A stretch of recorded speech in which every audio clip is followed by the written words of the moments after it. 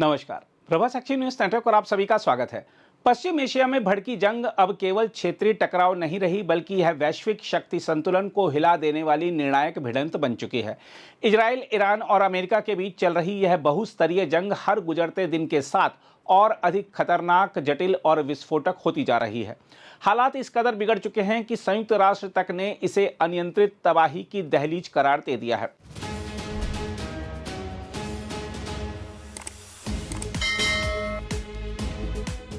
सबसे ताजा घटनाक्रम में इजराइल ने ईरान के इस्फहान स्थित पनडुब्बी अनुसंधान केंद्र पर सीधा हमला कर दिया।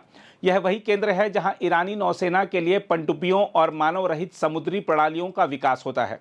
यह हमला केवल एक सैन्य कार्रवाई नहीं, बल्कि ईरान की समुद्री ताकत की रीढ़ तोड़ने की सोची समझी रणनीति है। इसका सीधा संदेश है कि इजराइल अब ईरान की सैन्य क्षमता को जड़ से खत्म करने के मिशन पर उतर चुका है। दूसरी ओर ईरान भी झुकने को तैयार नहीं है। उसने अमेरिकी युद्धपोत अब्राहम लिंकन पर क्रूज मिसाइलें दागने का दावा किया है। ईरानी नौसेना ने साफ चेतावनी दी है कि अगर अमेरिकी जहाजी बेड़ा उसकी मारक सीमा में आया तो उसे भारी कीमत चुकानी होगी। यह घटनाक्रम इस बात का संकेत है कि अब जंग सीधे अमेरिका और ईरान के बीच खुली भिड़ंत की ओर बढ़ रही है।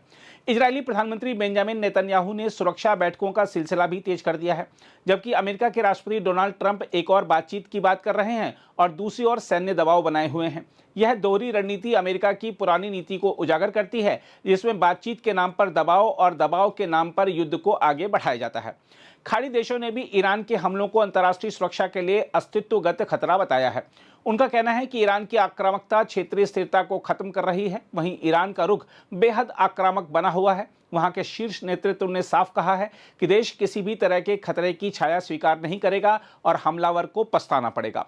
स्पेन के प्रधानमंत्री ने इजराइल पर गंभीर आरोप लगाते हुए कहा है कि वह लेबनान में वही तबाही दोहराना चाहता है जो गाजा में देखी गई थी। इस बयान ने साफ कर दिया है कि यूरोप के भीतर भी इजराइल की रणनीति को लेकर गहरी चिंता है। इस बीच ईरान की संसद के स्पीकर ने अमेरिका को सीधी चेतावनी दी है कि क्षेत्र में उसकी हर गतिविधि पर नजर रखी जा रही है। उन्होंने कहा कि अमेरिकी जनरल जो गलती कर चुके हैं उसे सैनिक ठीक नहीं कर पाएंगे। यह बयान युद्ध के मनोवैज्ञानिक मोर्चे पर ईरान की आक्रामक स्थिति को दर्शाता है। रणनीतिक दृष्टि से देखें तो यह संघर्ष अब कई स्तरों पर फैल चुका है। एक और समुद्री मार्गों, विशेषकर हॉर्मुज जलडमरू मध्य की सुरक्षा दांव पर है, तो दूसरी ओर ऊर्जा आपूर्ति पर खतरा मंडरा रहा है।